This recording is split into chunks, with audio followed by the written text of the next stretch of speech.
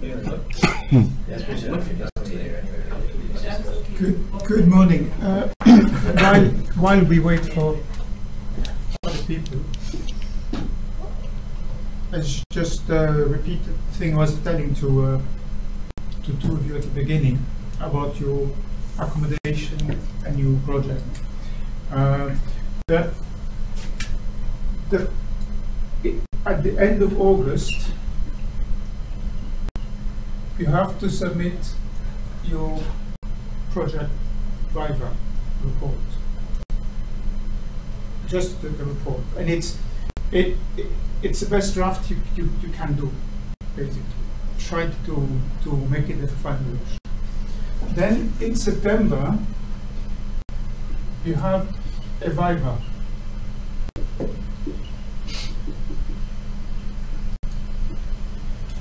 At this Viva, you get feedback on your report, and you're being told what to change. So you make changes, and then you submit it first to the supervisor to sign. And then when you got the signature, you submit it to Goldfield or whatever as a final version.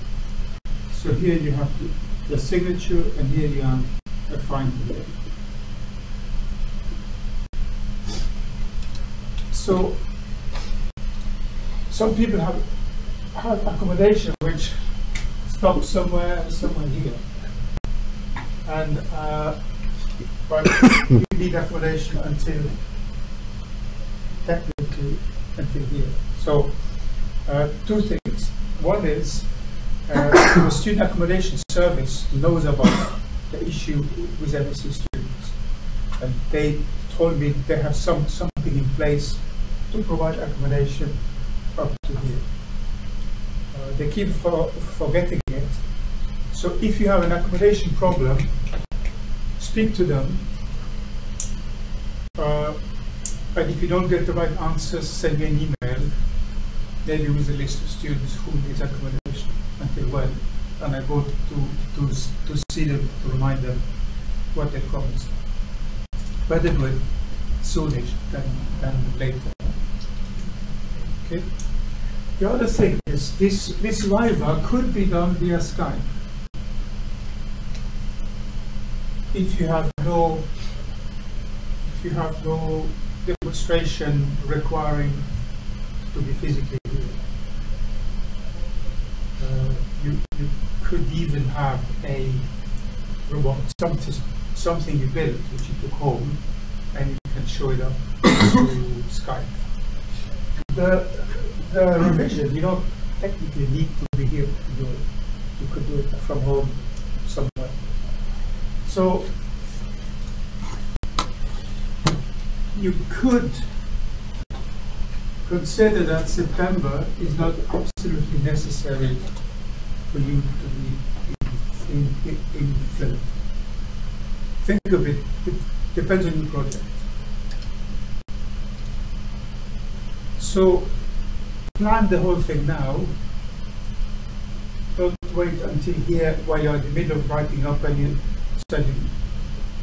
end up start to think of buying a sleeping bag. Okay.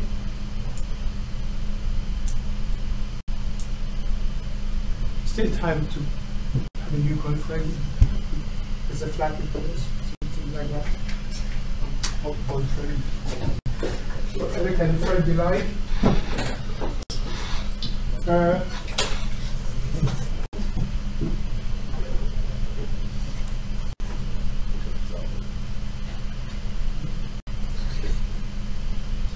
Any questions?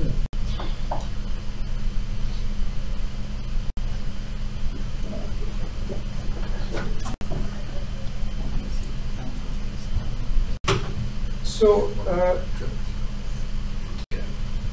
we start a series of four weeks on the topic of SLAM and planning.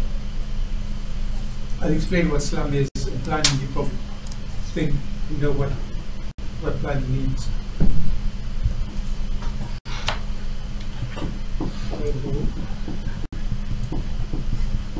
Do it start at 9 o'clock? No. Obviously. So, 10:10. That's the new starting time. Interesting. So there is 2 weeks on SLAM here and 2 weeks on SLAM here, and then 2 weeks on planning and 2 weeks on planning here. I put in red the E-class test, 16th of May. You got an email by Phil Calvara saying we booked the room from 10 o'clock to 1 o'clock in the afternoon. It's a 2 hours test, not a 3 hours test. So don't misread that story.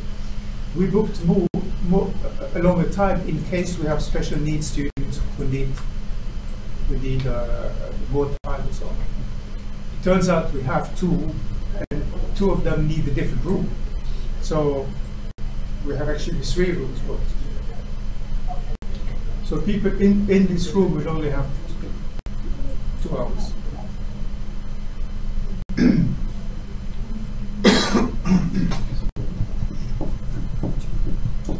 So you have a coursework to produce, which is about the vision part, right? I don't know if the deadline is here. Is it here after Easter?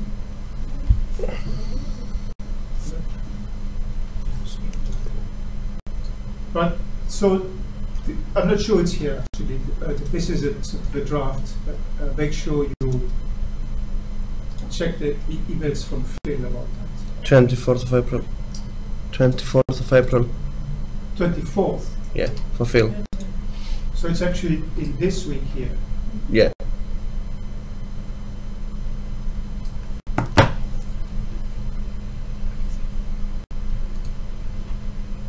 So if I don't see you here, it means you are late on Phil's course. Right? Okay. But you have Easter, you have 3 weeks here, so don't sort of wait until the last week. And the exam will include questions on everything that Phil did and everything that I'm doing. So you could argue that the tutorials are the way to understand the theory. Does the in-class test has a computer component? Say again? Does the in-class test have a programming component? No? No, board style, paper and pen. Good.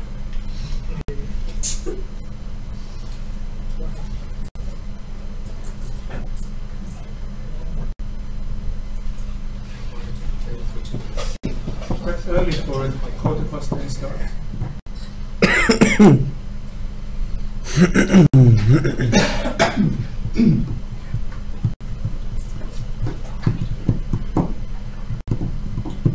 And in the practicals, we're going to use laser scanners, which are mounted on a robot. I have 3 of them, 4 of them.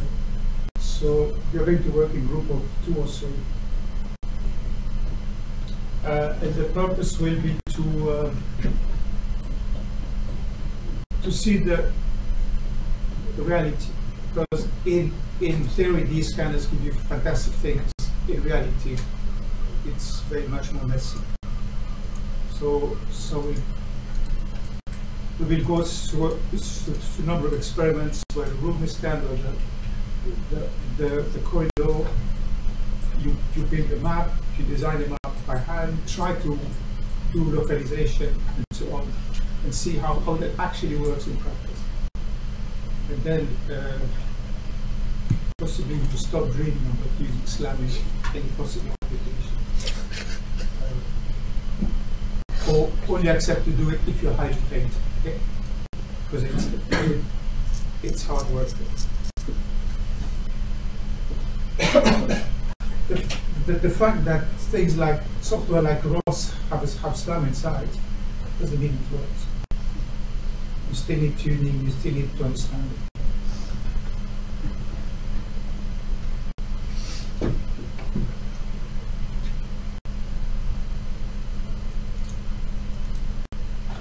So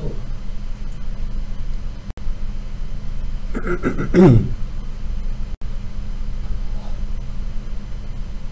let's start straight away. So what does SLAM mean? Self-localization and mapping, you probably know that, right? No? Oops. Stop using words that have no meaning. Simultaneous localization and mapping, not simultaneous. What does that mean? You come into a room, you start with mapping. You have a scan, build a map of the room. So you did the mapping bit. Then you move and you do a new scan and you say, where am I? So you take the new scan, try to match it with the old scan. And in order to match it, you need to guess your position right. If you think you are here, you cannot match the scan you made from here with the map of the room. But if you guess your position right, you will have an overlap between the new scan and the old map. Make sense? So you're doing localization because you have a map from your previous scan and you have a new scan, and if you manage to match that, you know how much you have moved. And if you can walk through a whole house and slowly increase the map with new scans, because once you know where you are, you can take that information, put it in the map. So slowly. So you know what I mean, and these lectures are about actually doing it. So sensor reading, have a partial map, localize the robot with regard to the partial map, extend the map with new data, move to a new position, and start again. Now I wish I had a video to show you that. So here's an example which I did many years ago, before knowing that the word SLAM existed. We had a project where a robot had to move. I think I described the same project in the street. You never finished telling us about it. Well, let's continue then. So we have a robot which suppose has to take a second right, and when that robot moves in an environment, the time to take a second right is when he's in the middle of the intersection. But this robot has a forward-facing camera. So at the moment the robot is where he should turn, he can only see what's in front. So he cannot use his camera to say, I'm here, I'm turning. So how do you solve that problem? Yeah. Encoders? Using encoders for the motors? Yeah, I will do it like that. You will need hard vision, say the intersection is 10 centimeters in front, I move 10 centimeters. Yeah. It's one vector.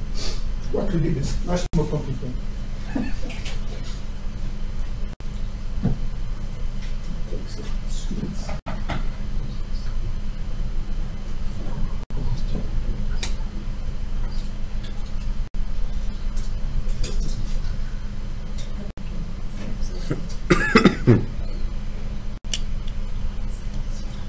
So what we did is build an internal map.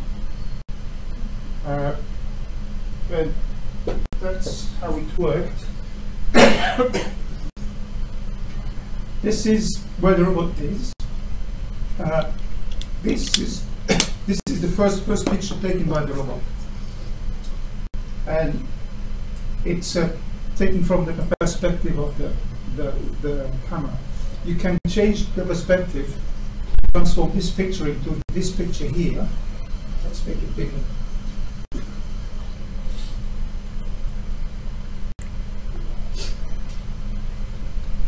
It's quite simple to transform this picture into this picture here, which now looks like the camera is on top. And now the parallels are properly parallel and so on. So we extracted the white lines and build this map here with all the white lines. Then the robot moves. See here that the robot is at the beginning, and here the robot is in the middle of the intersection. Now we take a new picture. We do the same thing, and you see that we have features here which are the same as the features here, but not in the same place.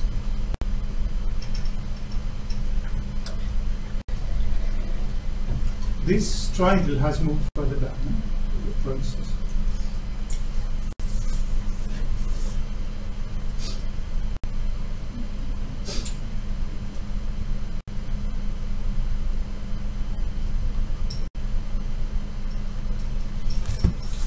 And also, you see that the orientation is not exactly the same.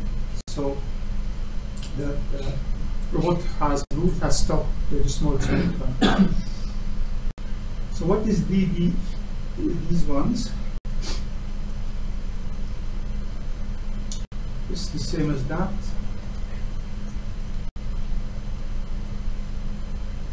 B, what is B? That's the expected position.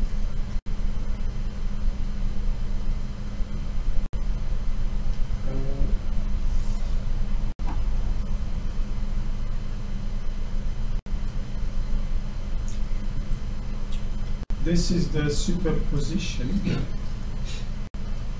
You have this picture here, you add this picture here, and you get this picture here. And in order to do that, you need to realign this picture with this one. So what I'm confused right now is, yeah. So this picture was a different orientation. So once you know what your orientation was when you took the picture, then you can take this data, put it on top of this data, put it on. I don't understand this picture. Sorry, I'm waffling.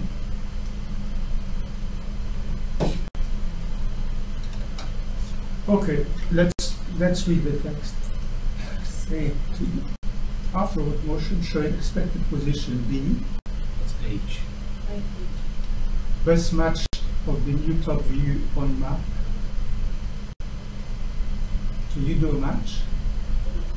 And actual position after translating the map. So if you can make the match, then you know where you are, basically.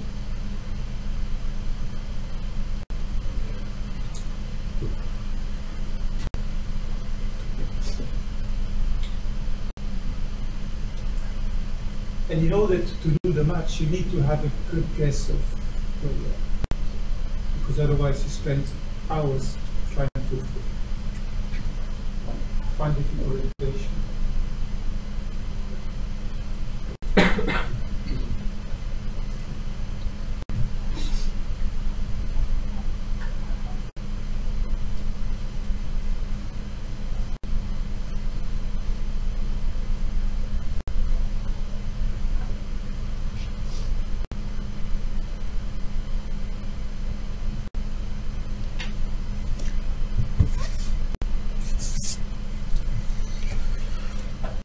I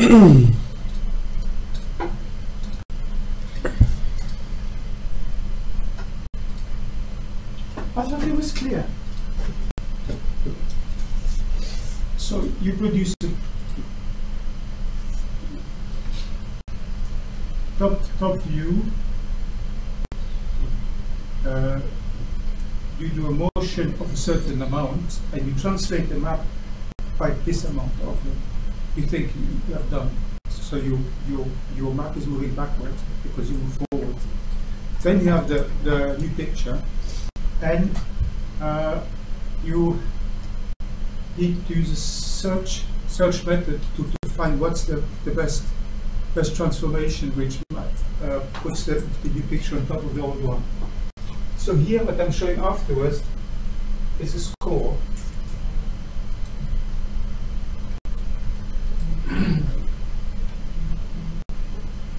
So to do this overlap, you can do a crude search then, and then more fine search.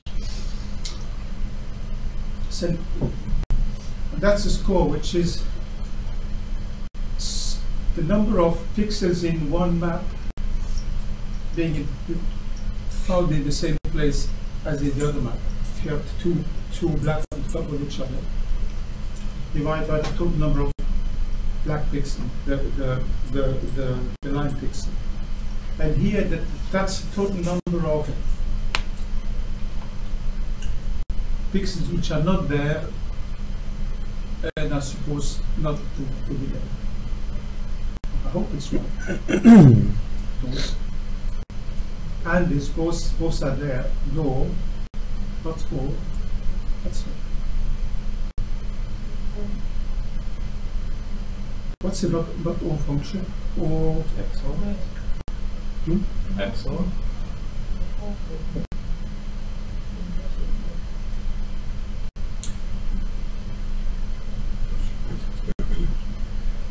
basically things which should be there, they are there, and things that shouldn't be there are not there. That's the sum of these two gives you a score which tells how good the match is.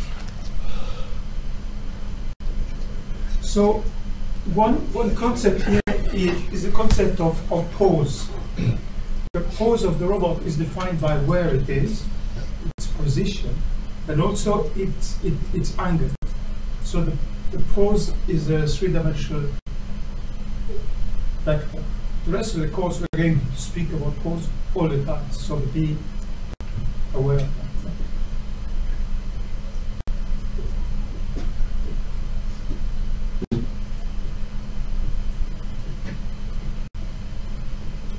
Then you do map merging, which is basically pasting the new data on top of the old one. So I show you a picture, it's kind of a movie here.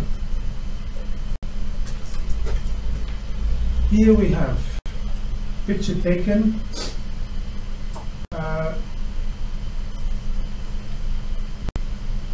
We have two image processing. One is extracting the edges, the white lines. So you have to write the visual filter, because Filter has told you about that. But since something which expects nothing, or something dark, something bright, and something dark, that's kind of filter. And then you do a second feature extraction, which extracts the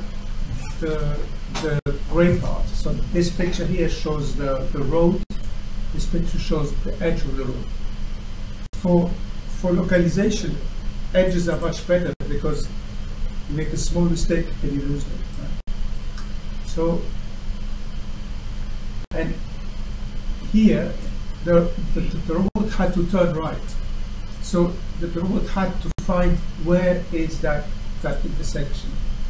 And this was done by using templates.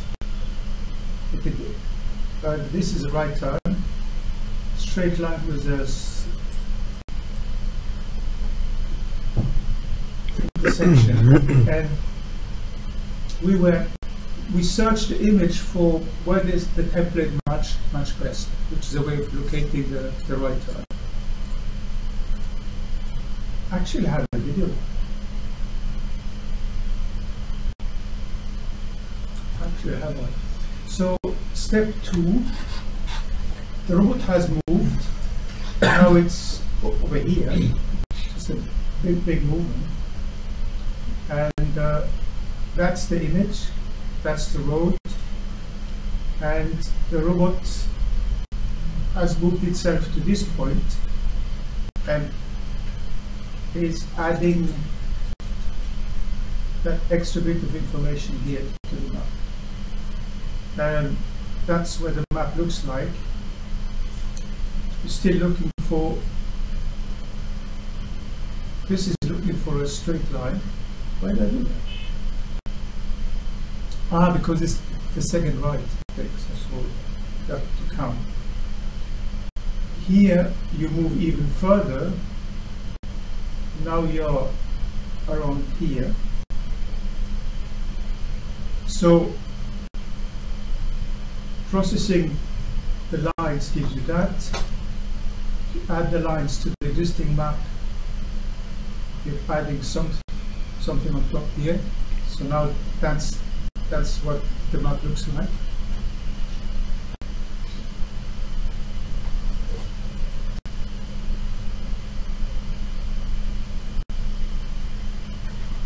And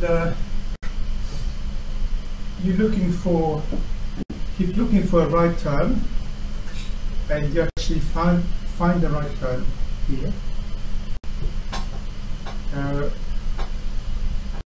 You move to the right turn, take another picture, add that to the map,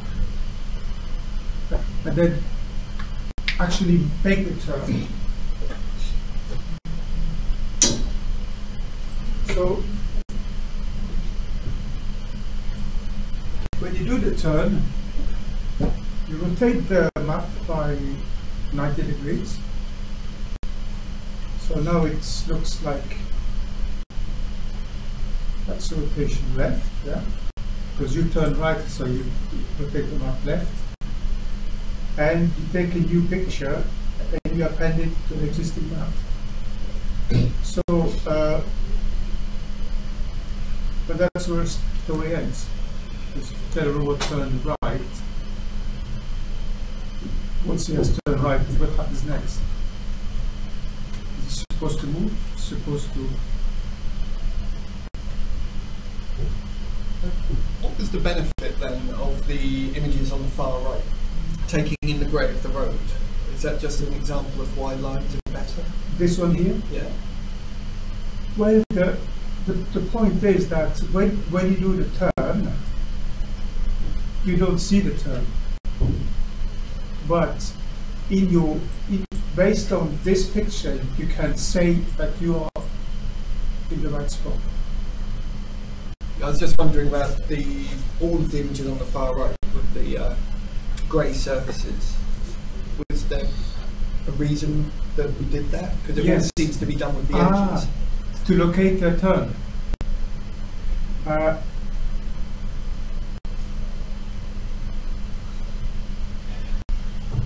To the right. Oh no. So here we use templates that are grey shapes to find where the turn is. If we didn't do that, we would have to use templates which have lines. Okay.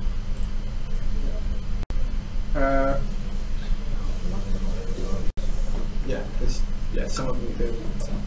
Okay, yeah. And for some reason, matching area is much more robust than matching lines. Because if you are slightly off here, then you get a bad match. But you have to assume a certain size of the room. But it's a good question.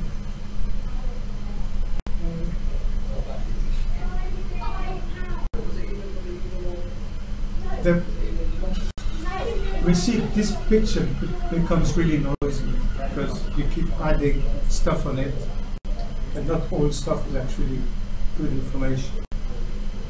So,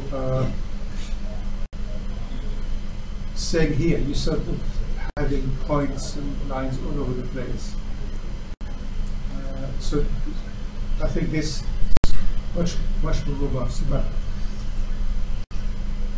how did we come up with that? I think I believe that the PhD students who worked on it, it's lots of time on that.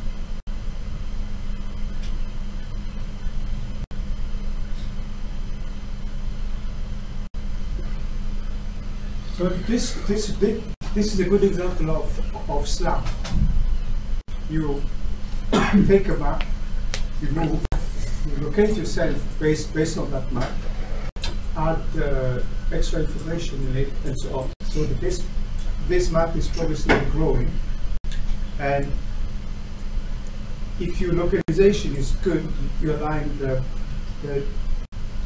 new data with all ones quite nicely. Makes sense?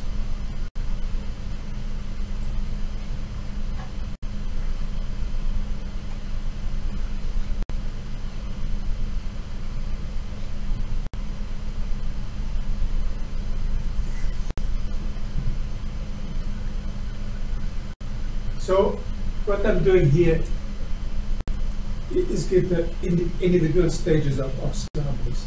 Scan, locate yourself, add to the map, move, and so on.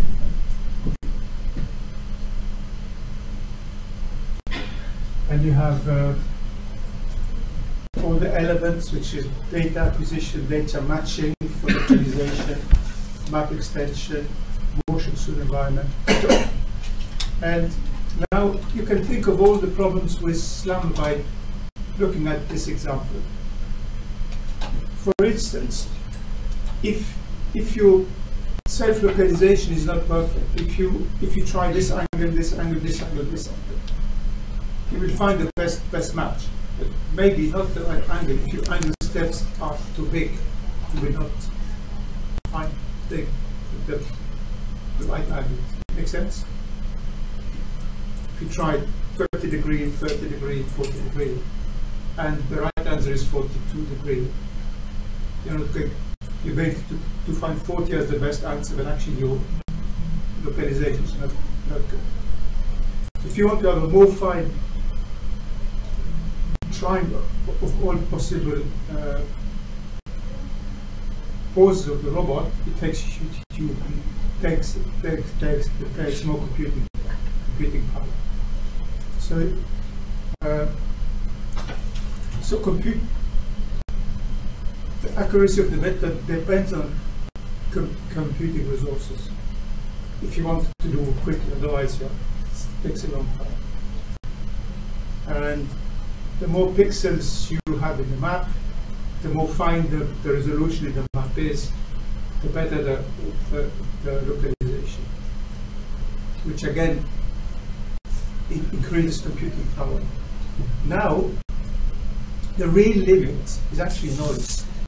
If you have noise in the image, your mapping will be limited by the noise in the image. You can't have as much computing power you want. You cannot beat that factor. Is it this pixel which is on, or this pixel here? No?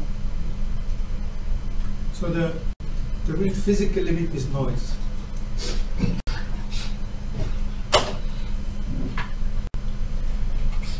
So noise, what do they lead to? Not 100% correct localization.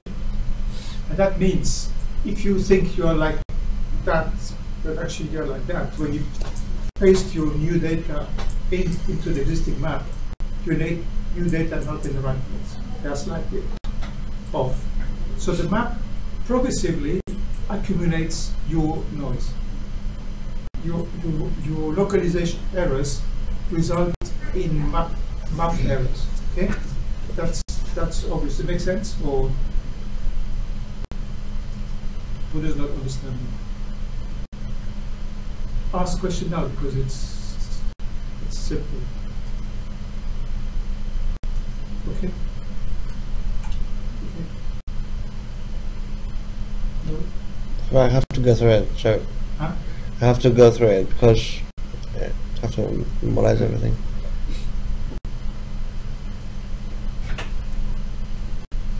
This is a basic concept. It's probably good to make sure we understand that.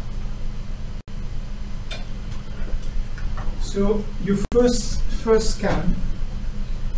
This is where you are. Always in the middle of the picture. You have collected this data, and these are where the edges of the road are. Now you have moved, and you think you are, well, you're in the middle, but the whole map has moved backward because you have moved forward by a certain distance. Now, these features here are now, parts of them are behind you. Right? Now,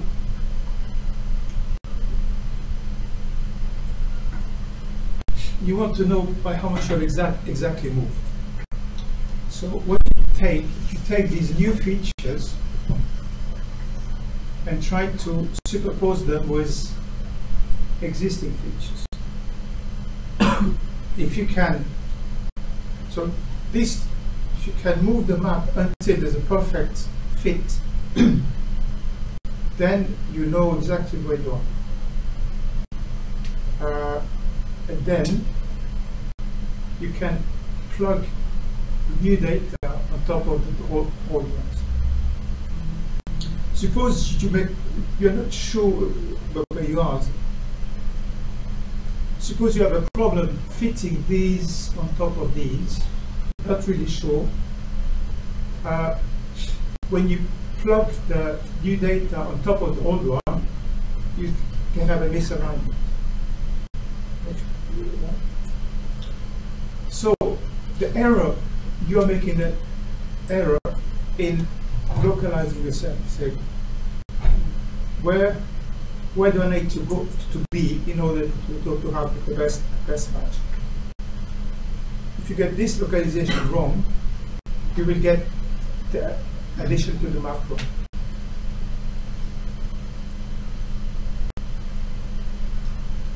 So the error in doing this matching process results in the error in adding stuff to the map. So the map has errors. And then the next time you do a matching process, your map has errors. So it's more difficult to do the matching of the new data with the map because the map is a bit twisted. So errors accumulate like that.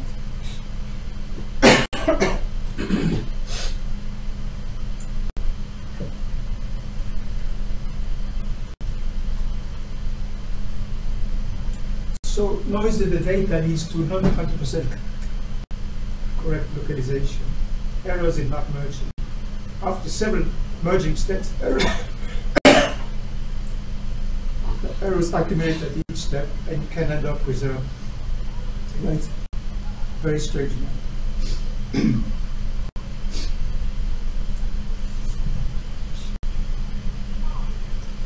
There's other effects like dynamic features. You have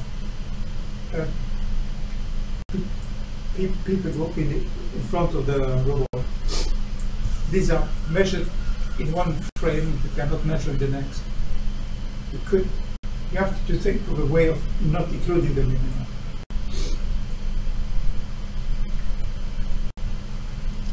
Aliasing is a big problem because, which is you can be in two different places with the same scan. If you walk down the corridor outside, take a scan, walk a meter, take another scan, probably looks exactly the same. You have something here. Then, how do you decide where the matches? Can't believe. intersections, features, and so on. That's a big issue also. And lack of features. Yep. How do you even rotate the pictures? Let's say the map was taken like this first, and the second step is slightly misaligned. Well, what you do is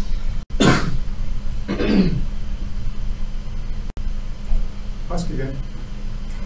When you're trying to build onto the map, let's say you had a straight road first, but then you're taking the next picture slightly off angle. How would you position it right after? So you assume the road moves and has a bit of a twist. So the next picture is perfect, but your assumption of where the robot is wrong, because you assume the robot is facing here and actually it's facing here. So what you need to do is correct your assumption about where the robot is. So instead of assuming the robot is facing here, you need to try, is it facing here or is it facing here? And by doing that, you actually rotate the map at the time.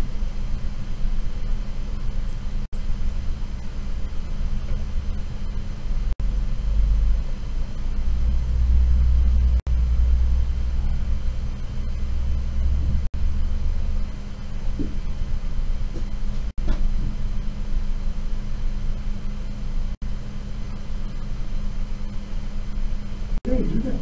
You sort of turn the whole map until the features of the map the sense of features. Just physically turning it until they match. Well, physically, Well, you know what I mean. mathematically, sort of apply a rotation to the picture and then try. Once you get the match, then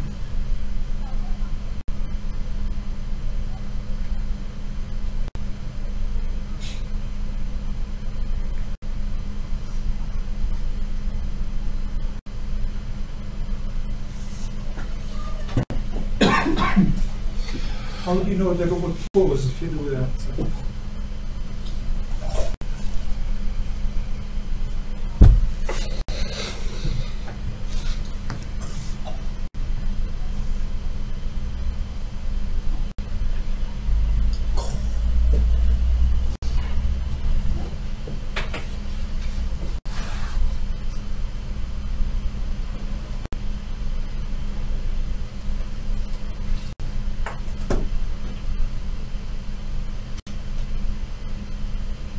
These are two.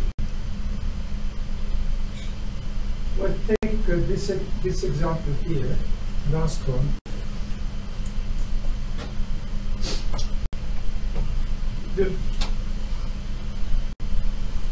The data is this. That's what I've seen. And the map is a hyperplaces basically. It's all data. Now, in this case, you have already done the turns, so you will need to turn the map by 90 degrees until you can find a match with the features you just measured.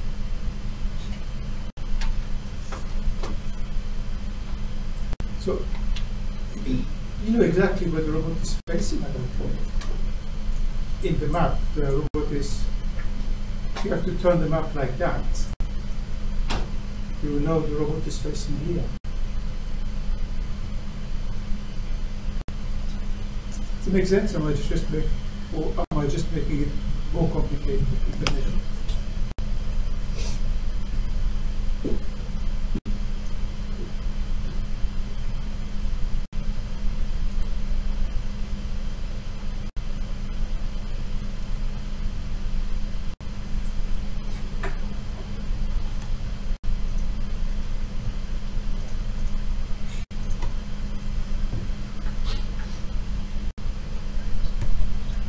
So, what's in these lectures is methods of statistical robotics, which is basically, if there's noise in the system, let's deal with the noise properly. So everything become probabilistic. What's the chance my robot is facing here? There's a chance facing here. It is high probability it's facing here. So one approach is to use post probability grids. Your pose is a three-dimensional vector, so you could represent it as a point in a cube at this place facing this way, is some point. And for each cell in that cube, you can say there's a given probability I'm here. So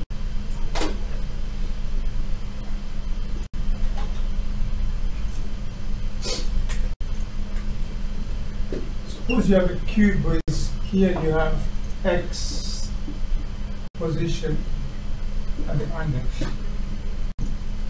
orientation, and each you divide that into small cells. So somewhere here you have a small cube which corresponds to a given angle, given position, and you can decide there's a probability of 0.7 that's the pose of the robot. Or the next cube is same position but the different orientations. So you can say, okay, here's the probability 0.4 that I'm facing here. So the whole cube, that's a that's a pose probability grid.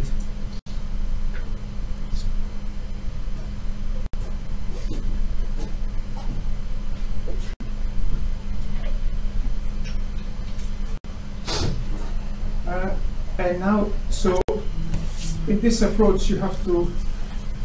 It's a question: how do you sense a measurement to calculate the probability for the robot to be in a given pose? Now, the second approach is using particle filters, which basically reduce the cost of examining every pose, because the more fine this thing is, the more work it is to examine each pose. What's the chance on that? So, particle filter is what's called Monte Carlo localization. Basically, only takes fictional poses and tries to modify them until they match the actual one. Quite fun. Then I'll also talk about a statistical approach to map building. If you have a noisy sensors, you end up with a noisy map. So you cannot say that there's a wall here and there's no wall here. There's a given probability that there's a wall in those places. Loop closure is an interesting problem to remove the distortions. So planning, I will use pose probability grids, which is where the robot facing what direction, along with occupancy grid, where are the obstacles, and to explore some planning methods. I will also speak about other planning approaches used in AI and in vivid reasoning. That's all. So it will not only cover mobile robots. So sensors. I'll start looking at sensors. You probably know what sensors by now. You probably have 6 people having you explain what the sonar is.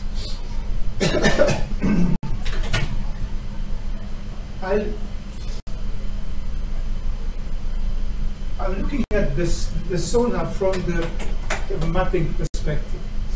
If you have a sonar facing here, it has a big, how to say, cone of operation facing in front. What are you doing with this thing? What is it? It's nothing.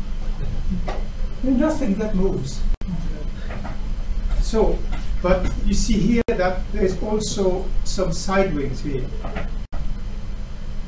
So you could have an object here which creates an echo to the sonar, right?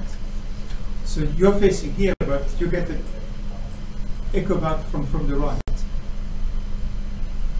So when you put information on the map, you'd say, when I get the echo, there's a chance there's something around here. There's also a chance that there is something around here, right? So suddenly the sonar becomes a very messy device if you use it to correct the map. Luckily, probabilistic methods do allow you to take into account this. There are more sonars.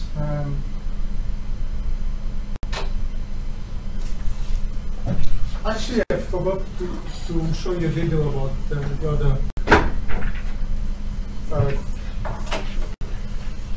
other robot.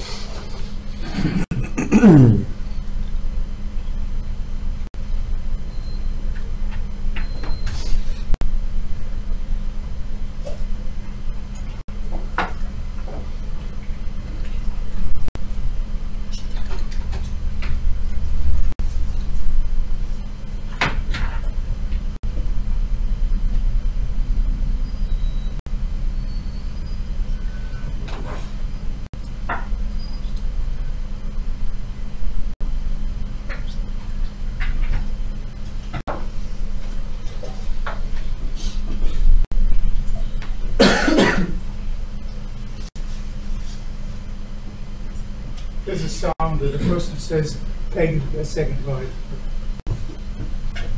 So you can see that the first part, the robot moves a bit. And you see the matching of the templates. Progressively the map increases in size.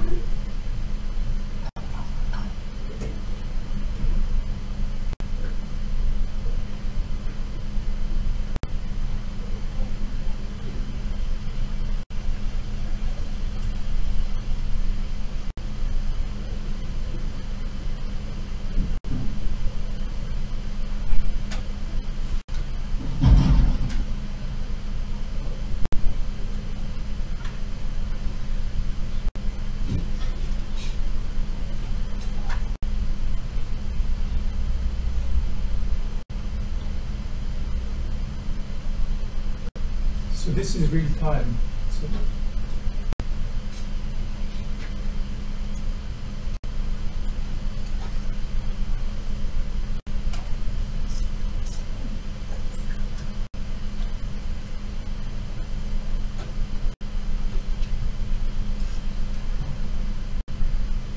So what's the limitation of sonar? Low resolution, low scanning rate. You have to wait for the echo to come back before you send new pulse.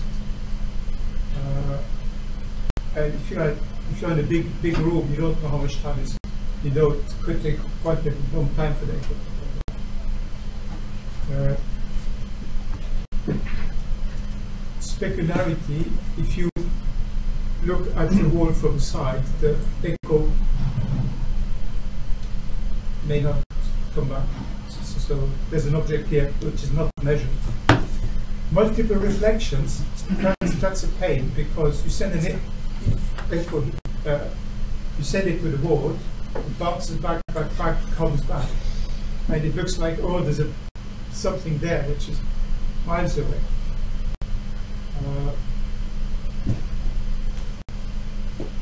So in order to avoid that, you have to filter and say if it takes too much time, I ignore it. But then this limits the size of the room you can use. So,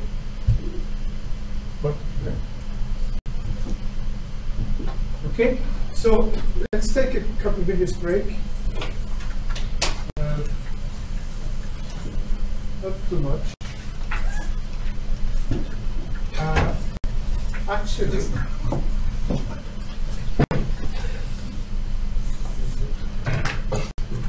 yeah, so after that I will just speak about laser ranges and then we will start practicing.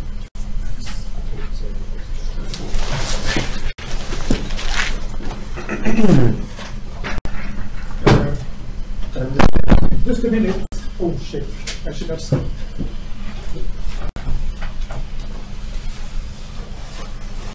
Scanned you before. Who is not here today? Because my scanner is still set to 9 to 11, so I missed not my chance. Who was missing today? There was one student. Okay, talk after the break.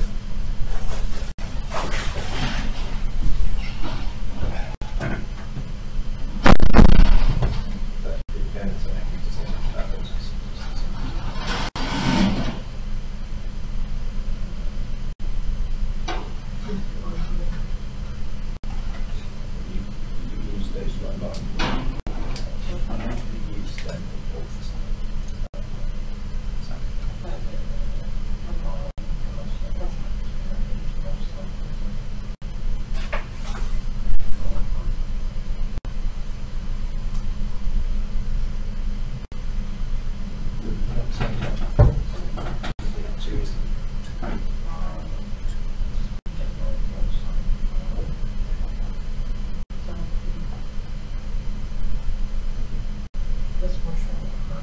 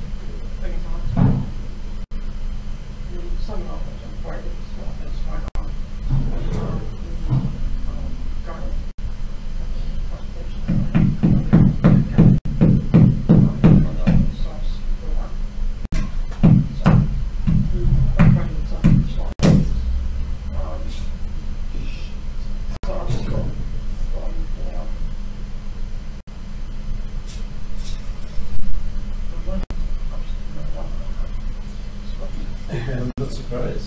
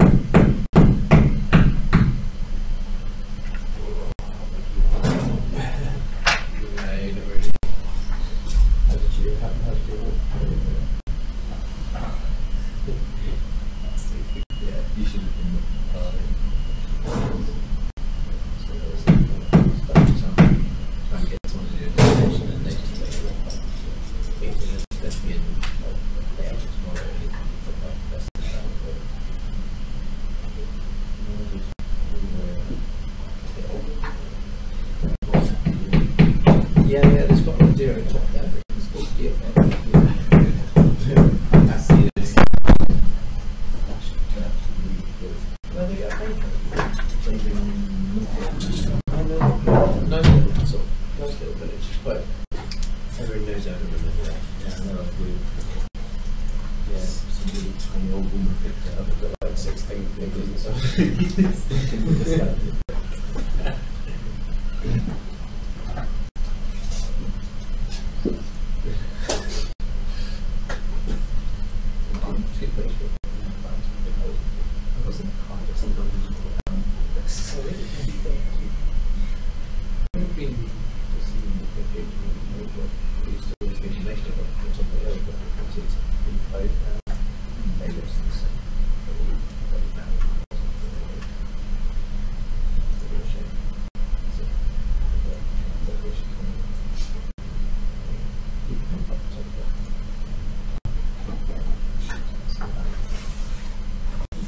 That's what we always do.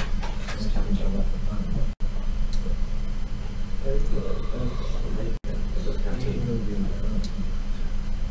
Yeah, you've got to like go for the ferry or whatever the table bridge. And then go around this kind of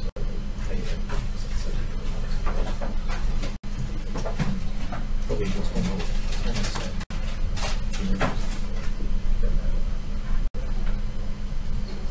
Yeah, I know. Yeah, I know. Like, sort of used to do a little bit like, I wouldn't let people free shit. But, yeah, I mean, I spent about 2 weeks in my life, years ago, just ate for about 2 nights. I like it, just stay in my van, just pushing on,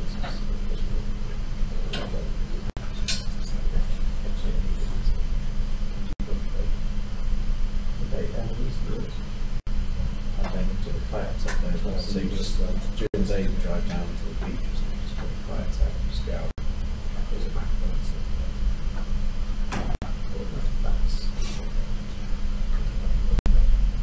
I just see it all. No. Yeah. But, money and power out. So I don't know why I don't put a little gas on it. It's really nice. Fishing. So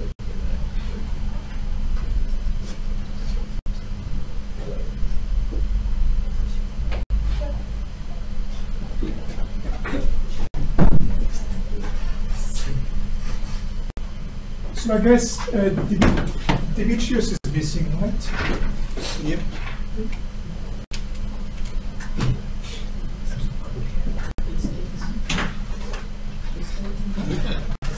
Good solo work. Cheers.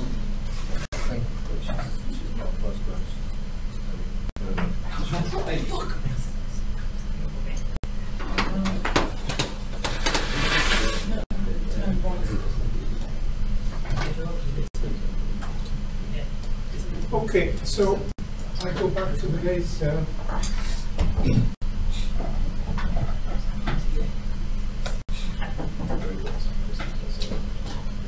had a course on laser scanner, how it works. So time of flight, you know that. Structured like system, you know. Rotating single beam thing. So that's principle for not time of flight is have you seen pictures like that? Okay.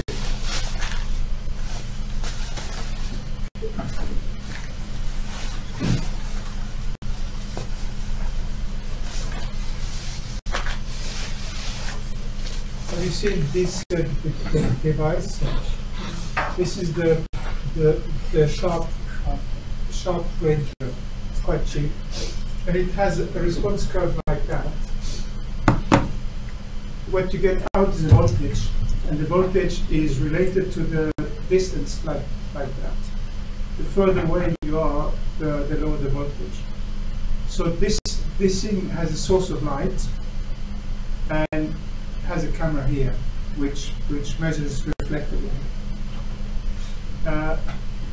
And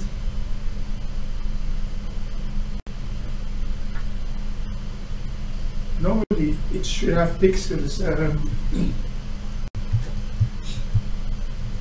Should have different pixels. It should use a line camera. Such a way that if the light is reflected from this distance, it will hit the camera here. If it's reflected from further distance, it will hit the camera here. So, depending on which pixel is hit. Now, how this is transformed into voltage, I have no idea. But when you're very close, that the voltage suddenly drops. It's actually you are too close for the light being sent out to go back in there. Why it drops? No idea. So when you use one of these, make sure it's not in front of the robot, but slightly behind, so that that dead zone is actually inside the robot rather than on the outside. Makes sense?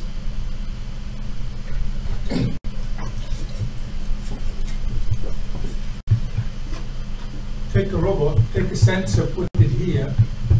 If the sensor doesn't work in this range, it doesn't matter, because you never measure something in this range. Reload start here.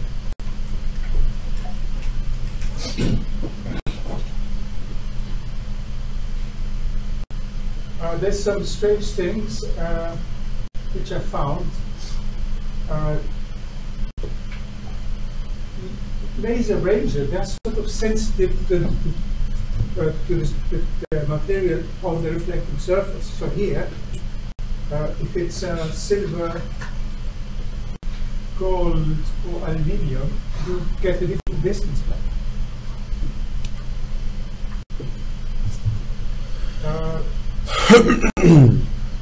Could read the paper about that. We have some, the limitation of laser ranges are the limited range. At some point light that doesn't reflect. Odd reflection on angles. Certain points have a strange reflection. So you have no reflection by glass surface, which is a bit annoying. Computer screens are strange things and so on. So the exercises you're going to do now will allow you to observe all these things. And here there's some instruction on how to construct your own laser ranger, which I will not do. You can just read. And word-wise, is that okay? Yes.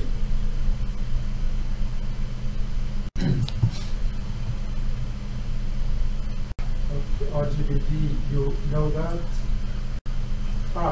There's a, not a great to speak about next year, next week.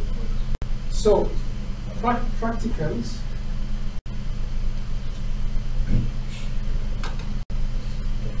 It's, you do task 1. Where is that?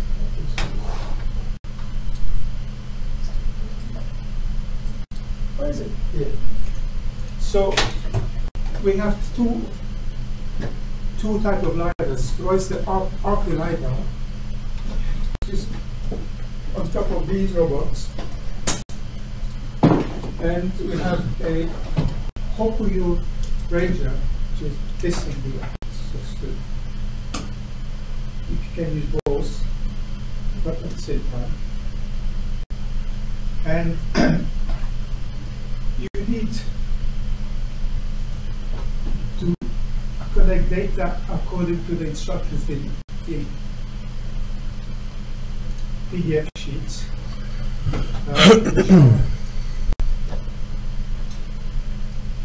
Each zip file has an instruction like that.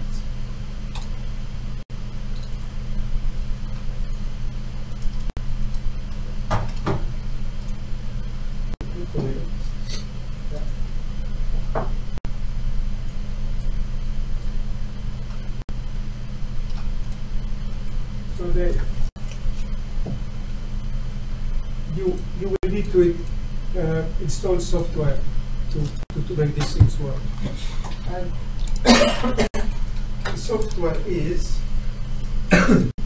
luckily, there should be a folder on your machine which is called MRPT. Where is it?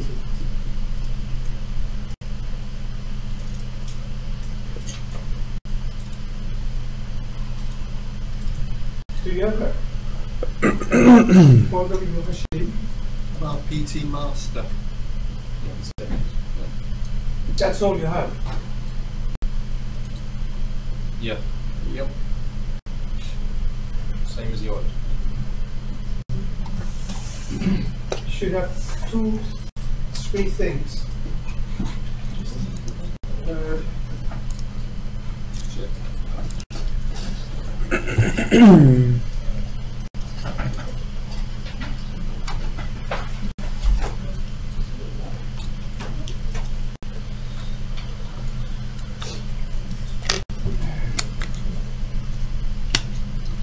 You should have something called AINT513 soft.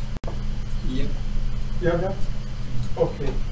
MRPT Master, OpenCD300, and WX widget 302. Okay. So in the AINT something soft,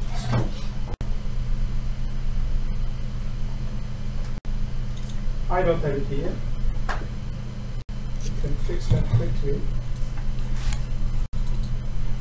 You have all the software, which you don't need to download from the web because that would be